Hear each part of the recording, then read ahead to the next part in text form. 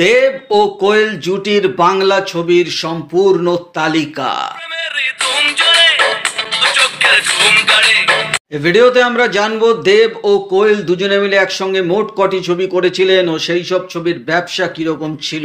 এটি একটি অনুরোধের ভিডিও। এই ভিডিওটি আনার জন্য অনুরোধ করেছিলেন আবু আতাহিয়া, তো তার জন্য ভিডিওটি এবং তার সঙ্গে যারা দেব ও কোয়েলের ছবির ভক্ত তাদের জন্য ভিডিওটি শুরু করার আগে এখনো যারা চ্যানেলটিকে সাবস্ক্রাইব করেননি এক্ষুনি করে নিজেদের সংগ্রহে রেখে দিন, কারণ এখানে আপনারা যে ধরনের ইনফরমেশন নিয়মিত পেয়ে থাকেন তা কিন্তু আর অন্য কোথাও পাবেন না।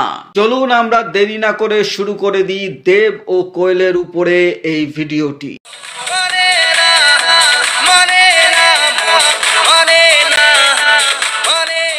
দেব কোয়েলের প্রথম মুক্তিপ্রাপ্ত ছবি ছিল প্রেমের কাহিনী। 2008 সালের 11 এপ্রিল প্রেমের কাহিনী ছবিটি মুক্তি পায়। রবি কিনাগি ছিলেন এই ছবির পরিচালক, সঙ্গে রঞ্জিত মল্লিক, যিশু সেনগুপ্তরা ছিলেন এবং বক্স অফিসে প্রেমের কাহিনী হিট করেছিল।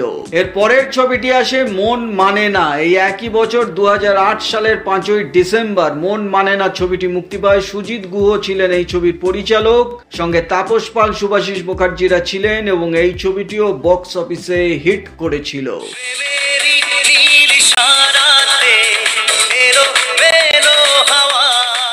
পরের ছবি বলো না তুমি আমার। 2010 সালের 15ই জানুয়ারি বলো না তুমি আমার ছবিটি মুক্তি পায়। সুজিত মন্ডল এই ছবির পরিচালক ছিলেন, সঙ্গে সব্যসাচী চক্রবর্তী, টোটা রায়চৌধুরীরা ছিলেন এবং বক্স অফিসে ছবিটি সেমি হিট করেছিল।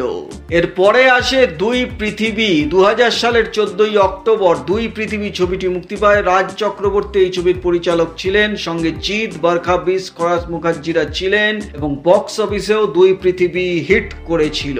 এর পরের ছবিটি পাগলু। 2011 সালের 3রা জুন পাগলু ছবিটি মুক্তি পায়। রাজীব কুমার এই ছবির পরিচালক ছিলেন, সঙ্গে রজতাভ দত্ত ছিলেন এবং বক্স অফিসে পাগলু ব্লকবাস্টার ছবি হয়েছিল এবং ছবির গানও দারুণ হিট হয়েছিল। ছবিটিও দারুণ জনপ্রিয় হয়েছিল।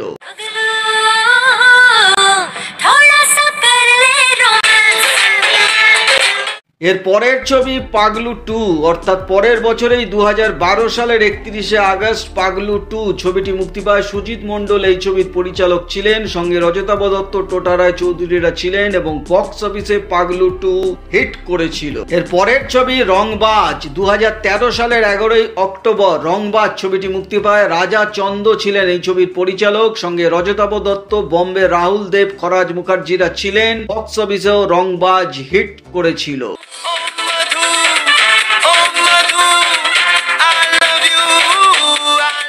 এর পরের ছবি হিরোগিরি। 2014 সালের 23শে জানুয়ারি হিরোগিরি ছবিটি মুক্তি পায়। রবি কিনাগি এই ছবির পরিচালক ছিলেন, সঙ্গে মিঠুন চক্রবর্তী, সায়ন্তিকা ছিলেন। বক্স অফিসে হিরোগিরি সেমি হিট করেছিল। তো এখনো পর্যন্ত দেব ও কোয়েলের এই কোটি ছবি ছিল। তো দেব ও কোয়েলের যদি ক্যারিয়ার সামারি করা যায় তাহলে দেখা যাবে দুজনে মিলে একসঙ্গে মোট 8টি ছবি করেছিলেন। তার মধ্যে ব্লকবাস্টার ছবি হয়েছিল 1টি, হিট ছবি ছিল 5টি এবং সেমি হিট ছবি হয়েছিল 2টি। তো এই ছিল দেব এবং কোয়েলের উপর একটি ভিডিও। আশা করি ভিডিওটা আপনাদের ভালো লেগেছে। ভালো লাগলে একটা লাইক অবশ্যই করে দেবেন। চ্যানেলটিকে সাবস্ক্রাইব করতে একদম ভুলবেন না, কারণ এখানে যে ধরনের ইনফরমেশন পাবেন তা কিন্তু আর অন্য কোথাও পাবেন না। দেখা হচ্ছে পরের ভিডিওতে। নতুন কোনো ভিডিও নিয়ে আবার আপনাদের সামনে হাজির হয়ে যাব। ততক্ষণে আপনারা সবাই ভালো থাকুন, সুস্থ থাকুন। নমস্কার।